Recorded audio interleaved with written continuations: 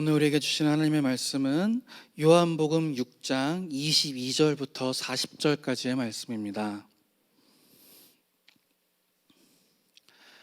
요한복음 6장 22절부터 40절 하나님의 말씀을 봉독합니다. 이튿날 바다 건너편에 서 있던 무리가 배 한 척 외에 다른 배가 거기 없는 것과 또 어제 예수께서 제자들과 함께 그 배에 오르지 아니하시고 제자들만 가는 것을 보았더니 그러나 디베랴에서 배들이 주께서 축사하신 후 여럿이 떡 먹던 그곳에 가까이 왔더라. 무리가 거기에 예수도 안 계시고 제자들도 없음을 보고 곧 배들을 타고 예수를 찾으러 가버나움으로 가서 바다 건너편에서 만나 랍비여 언제 여기 오셨나이까 하니 예수께서 대답하여 이르시되 내가 진실로 진실로 너희에게 이르노니 너희가 나를 찾는 것은 표적을 본 까닭이 아니요 떡을 먹고 배부른 까닭이로다. 썩을 양식을 위하여 일하지 말고 영생하도록 있는 양식을 위하여 하라. 이 양식은 인자가 너희에게 주리니 인자는 아버지 하나님께서 인치신 자니라. 그들이 묻되 우리가 어떻게 하여야 하나님의 일을 하오리이까? 예수께서 대답하여 이르시되 하나님께서 보내신 이를 믿는 것이 하나님의 일이니라 하시니 그들이 묻되 그러면 우리가 보고 당신을 믿도록 행하시는 표적이 무엇이니까 하시는 일이 무엇이니까? 기록된 바 하늘에서 그들에게 떡을 주어 먹게 하였다 함과 같이 우리 조상들은 광야에서 만나를 먹었나이다. 예수께서 이르시되 내가 진실로 진실로 너희에게 이르노니 모세가 너희에게 하늘로부터 떡을 준 것이 아니라 내 아버지께서 너희에게 하늘로부터 참 떡을 주시나니 하나님의 떡은 하늘에서 내려 세상에 생명을 주는 것이니라. 그들이 이르되 주여 이 떡을 항상 우리에게 주소서. 예수께서 이르시되 나는 생명의 떡이니 내게 오는 자는 결코 줄이지 아니할 터이요 나를 믿는 자는 영원히 목마르지 아니하리라. 그러나 내가 너희에게 이르기를 너희는 나를 보고도 믿지 아니하는도다 하였느니라. 아버지께서 내게 주시는 자는 다 내게로 올 것이요 내게 오는 자는 내가 결코 내쫓지 아니하리라. 내가 하늘에서 내려온 것은 내 뜻을 행하려 함이 아니요 나를 보내신 이의 뜻을 행하려 함이니라. 나를 보내신 이의 뜻은 내게 주신 자 중에 내가 하나도 잃어버리지 아니하고 마지막 날에 다시 살리는 이것이니라. 내 아버지의 뜻은 아들을 보고 믿는 자마다 영생을 얻는 이것이니 마지막 날에 내가 이를 다시 살리리라 하시니라. 아멘.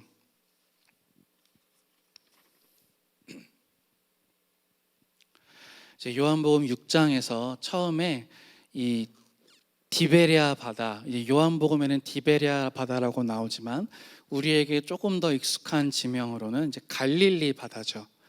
갈릴리 바다 이제 이쪽 편에서 오병이어의 기적이 있었습니다. 이제 수천 명의 사람들이 모여 있었는데 이제 물고기 2마리와 보리떡, 사실은 이제 떡이 아니라 빵이겠죠. 그 동네에서는 물고기 2마리와 빵 5개로 그 수천 명이 넘는 사람들이 그것을 다 배불리 먹고 남은 것들을 모았더니 뭐 몇 광주리가 됐더라. 그러고서 사람들이 예수님을 막 이 사람이야말로 우리의 왕이 돼야 된다. 왜냐하면은 다 먹였잖아요. 수천 명 되는 사람들을 먹이니까 놀란 거예요. 이 사람이 왕이 되면 우리가 배고플 일이 없겠다. 그래서 예수님을 막 왕으로 삼으려고 했어요. 그러니까 예수님이 그 사람들을 피해서 다른 곳으로 피해서 가십니다. 제자들한테는 너네 먼저 배 타고 건너편으로 가 있어라 하고 제자들을 먼저 보내고 예수님은 혼자 사람들을 피해서 산에 올라가셨다가 이제 밤에 한밤중에 아무도 없을 때 몰래 갈릴리 바다를 건너가시죠. 이제 그때 있었던 일이 이제 물 위를 걸어서 이제 건너가신 거예요. 물 위를 건너서 바다를 가셔서 이제 제자들과 합류를 하시고 다음 날 아침이 됐어요. 다음 날 아침에 사람들이 여전히 갈릴리 바다 이쪽 편에 있죠. 여기서 이제 눈을 뜨자마자 예수님을 찾기 시작한 거예요. 도대체 어제 우리를 먹였던 그 사람이 어디 있냐 막 찾았는데 근데 분명히 여기에 어제 남아있던 배는 한 척밖에 없었는데 나머지 하나의 배는 제자들이 타고 갔지 예수님은 그 배를 타고 가지 않았는데, 근데 예수님이 여기 안 계신단 말이에요. 사람들이 이상하게 생각하면서 이제 이 배를 타고 갈릴리 바다 건너편까지 와서 예수님을 드디어 찾아냈습니다. 이렇게 생각하면 이 사람들의 열정이 참 대단하죠. 그 예수님을 찾으려는 그 열정, 그 마음, 그게 대단하다고 할 수 있어요. 물론 이 갈릴리 바다라고 부르지만 실제로는 이제 바다가 아니고 호수거든요. 그러니까 호수를 건넌 거라고 생각하면 그 감동이 살짝 줄어들긴 하지만 어쨌든 그 건너편까지 예수님을 찾아왔다는 거는 대단한 거예요. 그런데 그 사람들을 보고서 예수님이 뭐라고 말씀하시는가? 26절에서 이렇게 말씀하시죠. 예수께서 대답하여 이르시되 내가 진실로 진실로 너희에게 이르노니 너희가 나를 찾는 것은 표적을 본 까닭이 아니요 떡을 먹고 배부른 까닭이로다. 그러니까 이게 무슨 말이냐? 예수님이 그 빵 5개와 생선 2마리로 수많은 사람들을 먹였어요. 그러니까 이분이 메시아구나, 하나님이 보내신 분이구나, 내가 하나님을 믿는다면 저분을 따라가야겠구나, 이런 마음으로 예수님을 따라간 게 아니고 나를 먹여주실 분이 저분이다, 나에게 음식을 공급해 줄 사람 저분이다 라는 그 마음으로 예수님을 따라갔다는 거예요. 너희가 나를 찾는 것은 표적을 본 까닭이 아니요 떡을 먹고 배부른 까닭이로다. 그러니까 예수님은 이 수많은 사람들이 자기를 찾아왔지만 하나도 기쁘지가 않으신 거예요. 그래서 이 사람들을 이제 가르치기 시작하셨어요. 너희들이 지금 나를 찾아온 건 먹었기 때문인데 너희가 해야 될 건 이게 아니다. 27절 말씀을 보면 예수님이 이렇게 말씀하시죠. 썩을 양식을 위하여 일하지 말고 영생하도록 있는 양식을 위하여 하라. 이 양식은 인자가 너희에게 주리니 인자는 아버지 하나님께서 인치신 자니라. 지금 여기 따라온 사람들은 그러니까 예수님의 말씀대로라면 다 썩을 양식 때문에 찾아온 거란 말이에요. 그러니까 이 썩을 양식이란 게 무슨 말이냐? 어제 그 오병이어의 사건이 기적이었어요. 기적의 산물을 먹었어요. 그런데도 다시 배가 고파졌단 말이죠. 다시 배가 고파져서 다시 예수님을 찾아와야만 했단 말이에요. 그 옛날 출애굽 시대에 이스라엘 사람들이 애굽에서 빠져나와서 광야를 40년 동안 헤매고 다닐 때 광야에는 먹을 게 없잖아요. 뭘 먹고 살았어요? 만나를 먹고 살았죠. 만나라는 걸 하나님이 하늘에서 내려주셔서 밤에 자고 아침에 딱 눈을 떠서 밖에 나가보면 마치 밖에 이슬이 내려 있는 것처럼 만나라고 하는 것이 내려 있어서 그것을 가져다가 먹었어요. 그것도 기적의 음식이죠. 기적의 음식이에요. 하나님이 베푸신 놀라운 기적의 음식을 먹었어요. 그런데 그 사람들이 어떻게 됐습니까? 출애굽 1세대 그 갈라진 홍해를 마른 땅을 밟고 건넜던 그 사람들은 대부분 다 광야에서 죽었어요. 약속의 땅, 가나안 땅에 들어가지 못했어요. 기적의 음식을 먹는 것이 중요한 게 아니라는 거예요. 기적을 쫓는 게 중요한 게 아니라는 거예요. 예수님에게 구해야 할 것은 무엇이냐? 썩을 양식을 위하여 일하지 말고 영생하도록 있는 양식을 위해서 해라. 기적의 음식이었지만 먹고 다시 배고픈 거, 먹었지만 여전히 하나님께 불순종해서 광야에서 죽을 수밖에 없었던 거, 그런 거를 먹으려고 하지 말고, 그런 거를 찾으려고 하지 말고 영생하도록 있는 양식을 위해서 해라. 그럼 도대체 이 영생하도록 있는 양식이 뭐냔 말이죠. 이게 뭔지에 대해서 예수님이 쭉 설명을 하세요. 이 요한복음의 특징은 다른 복음서랑은 다르게 이렇게 예수님의 말씀이 굉장히 길게 나와요. 그러니까 이거를 본문을 다 읽기는 조금 힘들었어요. 그래서 중간에 잘라서 22절에서 40절까지 했는데 필요한 구절을 몇 군데 찾아서 같이 보도록 할게요. 영생하도록 있는 양식이 뭔지를 예수님이 직접 설명해 주시는 거예요.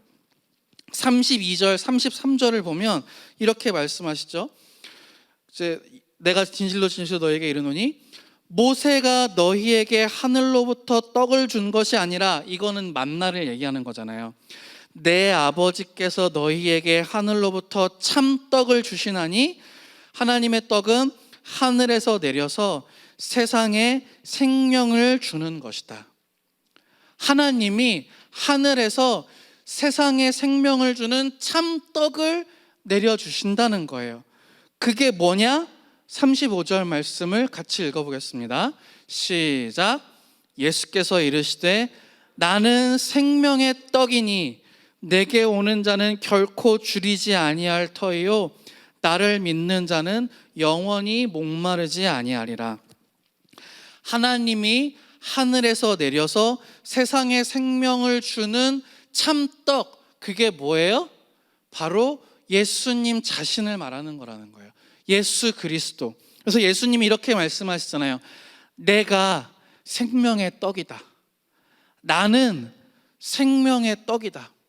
복음서에서 예수님이 자기 자신에 대해서 나는 이런 사람이다 라고 말씀하시는 구절이 몇 개 없어요. 그러니까 이런 구절은 굉장히 중요한 구절이에요. 예수님이 자기 자신이 어떤 분인지를 설명해 주시는 부분이죠. 이런 부분이 이제 요한복음에 몇 개 나오는데, 이 나는 뭐뭐다, 나는 생명의 떡이다 갖고 이제 영어로 치면은 이게 I am 생명의 떡 뭐 이렇게 될 거잖아요. Bread of life 이렇게 될 거잖아요. 그런 것처럼 이 I am에 해당하는 그리스어, 이 신약 성경이 그리스어로 쓰여졌으니까 헬라어, 그 그리스어가 에고 에임이에요. 에고 에이미, I am. 그래서 이런 부분을 에고 에이미 본문이라고 불러요. 굉장히 중요해요. 예수님이 나는 이런 존재야. 나는 너희들에게 이런 존재야. 나는 너희들에게 영원한 생명을 주는 하늘에서 내려온 생명의 떡이야 라고 말씀해 주시는 거죠. 그럼 어떻게 해요? 예수님을 뜯어 먹어야 됩니까? 그러면 안 되겠죠. 근데 이런 구절 때문에 초대교회가 그 당시에 좀 오해를 많이 받았어요. 쟤네들이 시긴을 한다 라는 그런 오해를 좀 받았어요. 계속 이제 읽어보겠습니다. 49절이랑 51절 말씀이에요. 너희 조상들은 광야에서 만나를 먹었어도 죽었잖아. 그런데 나는 하늘에서 내려온 살아있는 떡이다. 사람이 이 떡을 먹으면 영생할 거야. 내가 주는 떡은 뭐냐? 세상의 생명을 위한 내 살이다. 여기까지도 아직 내 살을 먹어라 이런 말이에요. 56절 58절 내 살을 먹고 내 피를 마시는 자는 내 안에 거하고 나도 그의 안에 거하나니 이것은 하늘에서 내려온 떡이니 조상들이 먹고도 죽은 그것과 같지 아니하여 이 떡을 먹는 자는 영원히 살리라. 이쯤 되니까 뭔지 알겠죠? 내 살을 먹고 내 피를 마시는 것, 이게 뭐냐면 성찬을 이야기하는 거예요. 성찬을. 그 예수님이 잡히시던 마지막 날 밤에, 그날 밤에 예수님이 말씀하시잖아요. 고린도전서 11장 말씀입니다. 주 예수께서 잡히시던 밤에 떡을 가지사 축사하시고 떼어 이르시되 이것은 너희를 위하는 내 몸이니 이것을 행하여 나를 기념하라. 그 성찬식의 그 빵을 주시면서 이게 너희를 위하여 찢기는 내 몸이다. 그리고 식후에 또한 그와 같이 잔을 가지시고 이르시되 이 잔은 내 피로 세운 새 언약이니 이것을 행하여 마실 때마다 나를 기념하라 하셨으니. 그래서 이 떡과 잔을 마시는 것, 성찬, 이것이 곧 예수님의 살과 피를 먹고 마시는 것이 되는 거죠. 그러니까 여담이지만 원고에 없는 얘기인데, 패션 오브 크라이스트라는 영화가 있어요. 혹시 보셨나요, 여러분? 보신 분 한번 손 들어 볼까요? 네, 안 보셨다면 이번 사순절에 꼭 한번 보시기 바랍니다. 고난 주간에 성금요일 이럴 때 보시면 너무너무 좋아요. 이 부분을, 이 성찬에 관련한 부분을 그 패션 오브 크라이스트라는 영화에서 너무너무 잘 표현했어요. 그러니까 그 빵이 예수님의 몸이잖아요. 근데 축사하실 때 예수님, 그 영화에서 예수님이 그 빵을 이렇게 들면서 축사하시거든요. 근데 이 빵을 이렇게 들 때 나중에 그 예수님이 십자가를 이렇게 눕혀 놓은 상태에서 예수님을 이제 못으로 이렇게 박는단 말이죠. 그 못으로 다 박고서 이제 줄을 매달아서 이걸 이렇게 당겨 가지고 십자가를 일으켜 세워요. 그 십자가가 일으켜 세워지면서 예수님의 몸이 이렇게 올라올 때, 그 성찬식 때 이것이 내 몸이다라고 하면서 그 들어 올리는 빵이 화면이 딱 겹치면서 그게 이렇게 딱 나오는 거죠. 그러니까 그 성찬식의 의미가 뭔지를 그 영화가 너무너무 잘 표현했어요. 그러니까 여러분 올해 보셨더라도 다시 한번 보시면 참 좋을 것 같아요. 그러니까 아무튼 이 성찬에 참여한다는 것이 무엇이냐? 조금 전 고린도전서 말씀 다시 보여주시겠어요? 고린도전서 말씀에 의하면 이렇게 먹고 마시는 게 성찬에 참여하는 건데, 이게 주의 죽으심을 기념하고 너희가 이 떡을 먹으며 잔을 마실 때마다 주의 죽으심을 그가 오실 때까지 전하는 것이다. 그러니까 예수님의 살과 피를 먹는다는 것은 성찬에 참여한다는 것이고, 성찬에 참여한다는 것은 예수님의 죽으심을 기념하면서, 그걸 기억하면서 그것을 전하는 인생을 산다는 거예요. 그러니까 다시 말하면 뭐예요? 예수를 믿는 믿음으로 사는 걸 말한다는 거죠. 먹을 것을 구하기 위해 애쓸 것이 아니라, 썩을 양식을 위해서 애쓸 것이 아니라 예수를 믿어야 된다는 거예요. 예수를 믿어야 된다는 거예요.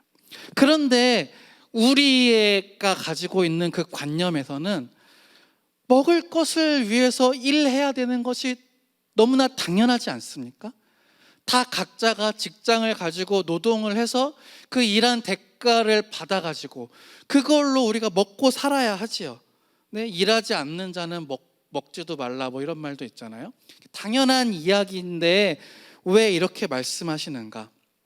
그런데 만약에 우리가 일하기 위해서 먹기 위해서 늘 일해야만 한다는 이것이 우리에게 당연한 이야기라면, 그러면 하나님이 우리를 왜 창조하셨냐는 거예요.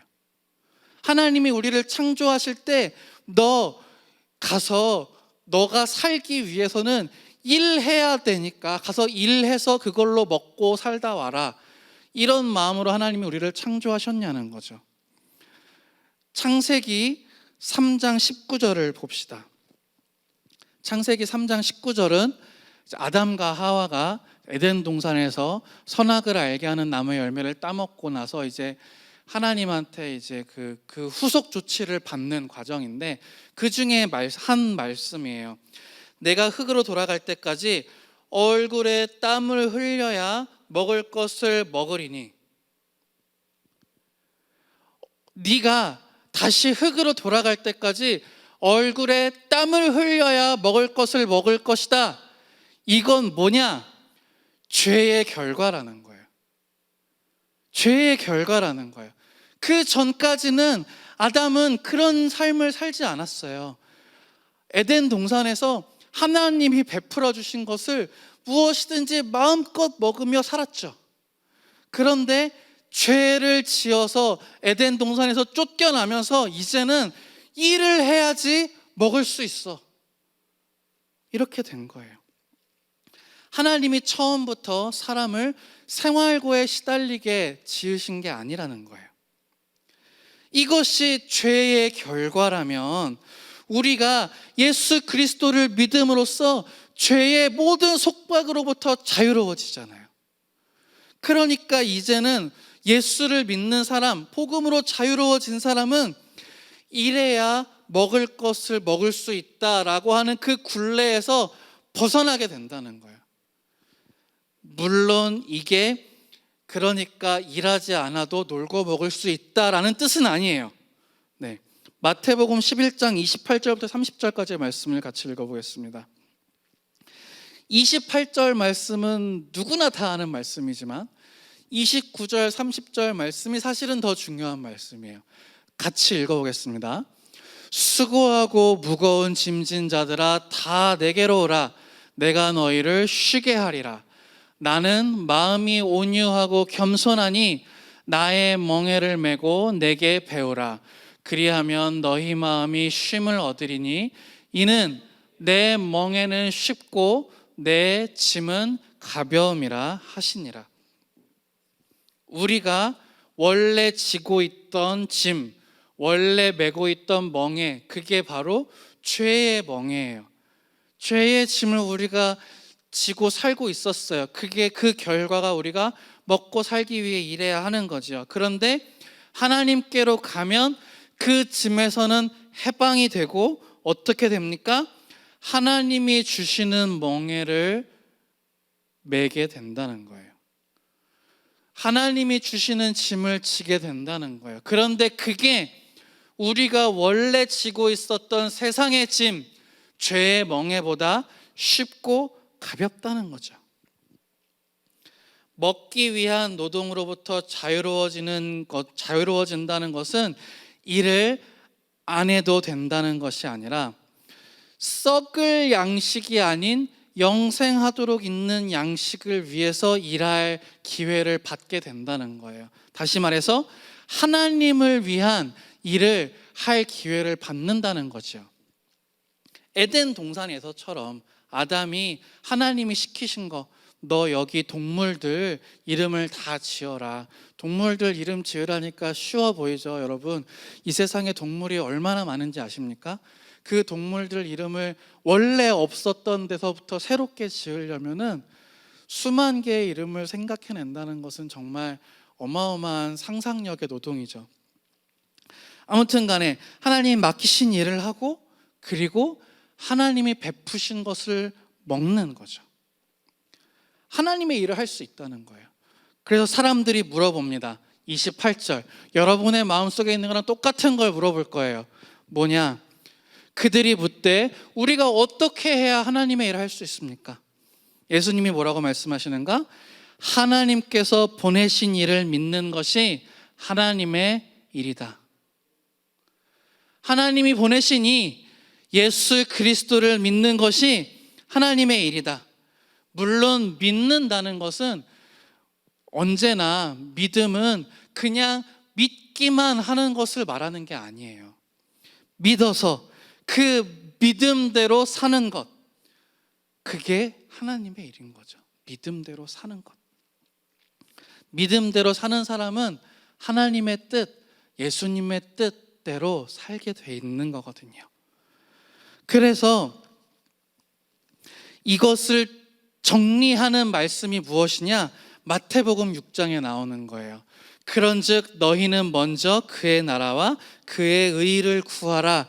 그리하면 이 모든 것, 무엇을 먹을까, 무엇을 마실까, 무엇을 입을까를 너희에게 더하시겠다. 하늘의 참새도 먹이시고 길에 들풀도 입히시는 하나님이 너희를 먹이시지 않겠느냐? 너희는 먼저 그의 나라와 그의 의를 구해라. 그러면 이 모든 것을 너희에게 더하시겠다. 다시 말하지만 일을 하지 않아도 된다는 말이 아니에요. 네, 이제 이러고 집에 가서 목사님이 일 안 해도 된댔어요. 이러면 곤란합니다, 여러분. 내가 먹고 살기 위해서 일하고 그 일에서 벌은 돈으로 내가 먹고 다시 또 먹고 살기 위해서 일하고 그걸로 먹는 아무것도 남는 게 없는 소모적인 인생, 도대체 내가 뭘 위해서 사는 건지, 일하기 위해서 사는 건지, 먹기 위해서 사는 건지, 그 모든 것이 허무해지는 그런 인생이 아니라 하나님의 일을 하고 하나님께서 공급해 주시는 것을 먹는 생산적인 인생을 살게 된다는 거예요. 구체적으로 하나님의 일을 한다는 것이 무엇이냐? 하나님의 일을 한다는 건 교회 일을 한다는 게 아니에요. 이걸 명심하셔야 돼요. 교회 와서 봉사하는 것, 물론 이제 하나님의 일이 아닌 건 아니지만 그것만이 하나님의 일은 아니라는 거예요. 하나님의 일을 한다고 해서 누구나 다 목사가 돼야 하고 선교사가 돼야 하고 그런 게 아니에요. 뭐냐? 예수님을 믿는 믿음으로 일상을 살아내는 것, 그것이 하나님의 일인 거예요. 주일에 교회 오는 사람이 하나님의 일을 하는 사람이 아니라 일상을 믿음대로 살아내는 사람이 하나님의 일을 하는 사람이에요. 세상에 있어도 하나님의 일을 하는 사람이 있고 교회에 있어도 세상의 일을 하는 사람이 있는 거예요. 여러분의 가정에 여러분의 기도가 필요한 사람이 있을지 몰라요. 여러분의 학교 또는 여러분의 직장에 여러분의 사랑, 그 예수님의 사랑이 필요한 사람이 있을지도 몰라요. 여러분은 몰라요.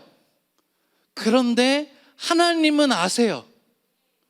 하나님은 얘랑 만나게 해서 이렇게 하면은 둘 다 회복되겠다. 둘 다 좋은 일이 있겠다. 이걸 하나님은 아세요. 그런 일이 일어나기 위해서는 어떻게 해야 돼요? 누군가는 순종해야 돼요. 누군가는 말씀대로 살아야 돼요. 누군가는 가라 하는 곳에 가야 하고 누군가는 이 사람을 만나라 하는 사람을 만나야 해요. 그래야 하나님의 일이 일어나죠. 여러분 안에 계시는 예수님은 알고 계신단 말이에요. 그 일을 위해서 여러분을 준비시키고 그리고 여러분을 인도하실 거예요. 하나님은 여러분이 썩어 없어질 몸을 위해서만 평생 수고하다가 죽는 것을 바라지 않으세요. 여러분이 생명의 떡을 먹고 하나님의 일을 하며 살다가 하나님 나라의 영생에 들어가기를 원하시는 거예요. 여러분을 써먹기 위해서가 아니에요. 여러분을 부려먹기 위해서가 아니에요. 하나님 나라를 위해서 여러분을 부려먹기 위해서가 아니에요. 여러분의 고용주가 되기를 원하시는 게 결코 아니에요. 하나님은 여러분을 사랑하십니다. 하나님은 여러분이 이 죄의 굴레에서 벗어나서 이 고통스러운 이 정말 일에서 벗어날 수 없는 그 삶에서 벗어나서 하나님 나라를 위해서 일하는 조금 더 나은 삶, 쉬운 삶, 그것을 살기를 원하시는 거예요. 고용 관계가 아니라 아버지와 자녀의 관계를 맺기 원하십니다. 자녀들은 입에 달콤한 케이크를 원해요. 그런데 아버지는 몸이 건강해지는 채소를 많이 먹어야 된다고 한단 말이죠. 그 마음으로 여러분에게 이 길을 권하시는 거예요. 그런데 이 길이 뭐냐? 바로 십자가의 길인 거예요. 이 길이 십자가의 길인 거예요. 더 좋은 길, 가장 좋은 길. 이 십자가의 길이 바로 하나님을 위해 일하는 길이에요. 다른 길은 없어요.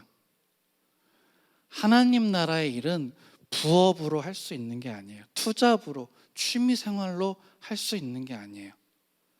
여러분이 여러분 살고 싶은 대로 막 살다가 잠깐 짬을 내서 할 수 있는 그런 건 아니에요. 이 길로 하나님이 사랑하시기 때문에 여러분을 부르시는 거예요. 그런데 마귀가 여러분이 이 길로 가면 안 되니까 이 십자가의 길에다가, 이게 말하자면 십자가의 길이라고 합시다. 이 십자가의 길에다가 한가운데다가 어마어마하게 무서워 보이는 유령의 집을 만들어 놨어요. 사람들이 무서워서 못 오게, 보기만 해도 무서워서 그곳을 피하도록 예수 그리스도를 그 당시에 허락된 가장 잔인한 방법으로 죽였어요.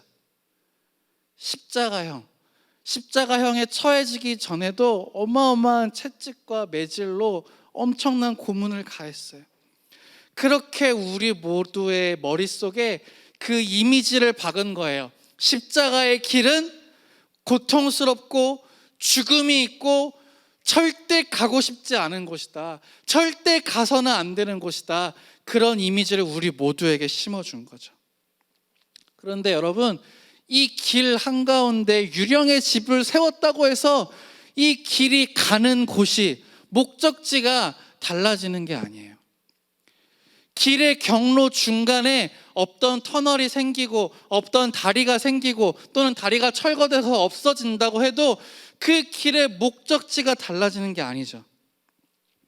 여전히 이 십자가의 길은 하나님께서 우리에게 주시는 가장 좋은 길이라는 거예요. 여러분 생각해 보세요. 너무너무 간단한 문제예요. 하나님은 이 길로 오라고 하시고 마귀는 다른 데로 오라고 하잖아요. 하나님은 이 길에, 그래 여기에 고통이 있어, 여기에 죽음이 있어, 괴로울 거야. 그렇지만 내가 너와 함께 가주겠다 라고 하면서 이 길을 투명하게 보여주면서 우리를 초대하시는데, 그런데 마귀는 온갖 돈과 권력과 쾌락과 유흥과 각종 화려한 것들로 그 속에 본질이 뭐가 있는지 싹 가려놓은 채 그곳으로 우리를 부른단 말이죠.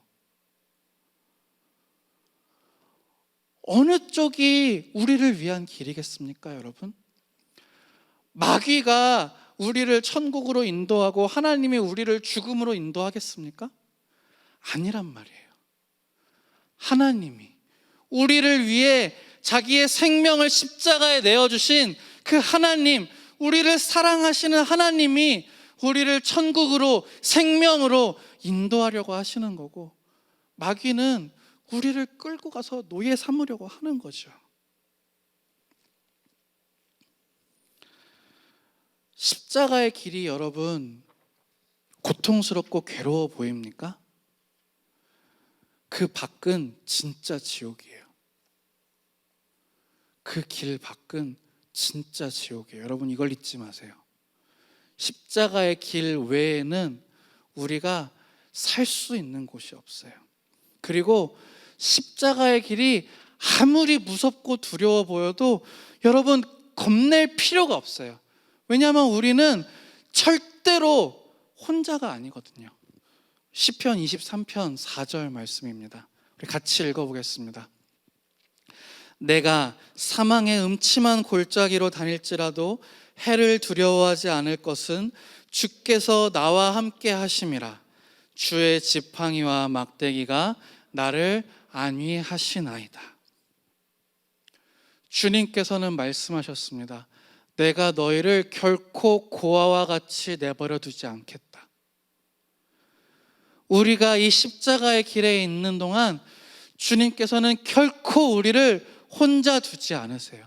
그리고 주님의 지팡이와 막대기로 우리를 지켜주세요. 사망의 음침한 골짜기를 지나지 않을 거라고는 안 하셨어요.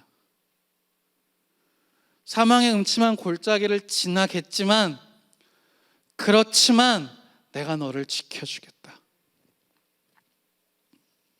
여러분, 우리가 인생에서 사망의 음침한 골짜기를 지나게 돼 있어요. 그렇게 돼 있어요. 여러분이 예수님을 잘 믿으면 잘 믿을수록 더 그래요. 죄송합니다. 이렇게밖에 말할 수 없는 저를 용서해 주세요. 여러분이 예수님을 잘 믿으면 잘 믿을수록 마귀는 여러분을 더 괴롭힐 거예요. 그렇지만 그럴수록 더 강력한 주님의 능력을 경험하게 될 것입니다. 더 강력한 주님의 역사가 여러분의 인생 가운데 함께 하실 것입니다. 그러므로 여러분, 두려워하지 마십시오. 그것은 지나가게 돼 있고 우리는 목적지에 도달하게 될 거예요. 십자가의 죽음을 지나서 부활의 영광에 들어가게 될 것입니다. 오늘은 사순절 두 번째 주일이죠. 어제로 사순절 40일 중에 열흘이 이제 지나갔어요. 사순절은 예수님이 걸어가신 이 십자가의 길을 묵상하는 기간입니다. 그 길을 몸소 보여주신 예수님께 감사하면서, 그리고 그 예수님을 의지하여서 함께 그 길로 내가 가겠노라고 다짐하는 저와 여러분 되시기를 주님의 이름으로 축복합니다. 우리 같이 기도하도록 하겠습니다.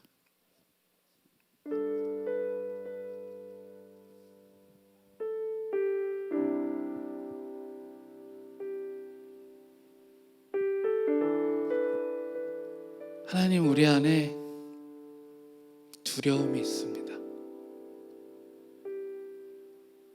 십자가의 그 길을 생각하면 떠오르는 두려움이 있습니다.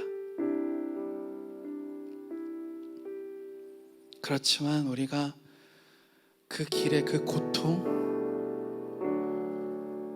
매맞고 피 흘리고 사람들에게 비난받고 정죄당하고 죽음을 겪어야 하는 그 고통, 그것을 생각하는 것이 아니라 그 길을 끝까지 걸어가신 예수님을 바라봅니다. 그 길을 이미 끝까지 걸어가시고 다시 우리와 함께 그 길을 또 걸어가시는, 다시 우리를 위해서, 다시 나를 위해서 그 길을 다시 한번 걸어가시는 주님을 바라봅니다. 나를 기다리고 나를 향해 손을 내밀고 같이 가자고. 나의 사랑하는 자야, 내가 예뻐하는 자야, 나의 사랑하는 아들아, 사랑하는 딸아, 이제 일어나 나와 함께 가자. 이제 나와 함께 이 길을 가자. 그래, 이 길에 고통이 있지, 이 길에 어려움이 있지. 그렇지만 네가 그 길을 끝까지 갈 수 있도록 내가 너를 지켜주겠다. 내가 너를 도와주겠다. 네가 못 갈 때에는 내가 너를 업고서라도 가주겠다. 그러니까 지금 일어나서 나와 함께 가자 말씀하시는 그 주님의 음성 앞에 아멘. 그렇습니다. 주님, 내가 주님을 따라갑니다. 나를 위해 먼저 그 길을 걸어가신 그 주님의 그 길을 따라갑니다. 주님의 손을 붙잡고 가겠습니다. 아버지, 이 고백이 우리에게서 터져 나오는 그런 사순절이 되게 하여 주시옵소서. 이 시간 고개 숙여 기도하는 모든 주님의 사랑하는 자녀들에게 주님 성령으로 충만하게 하시고 하나님의 마음으로 고백하게 하여 주시옵소서. 우리 함께 기도하겠습니다.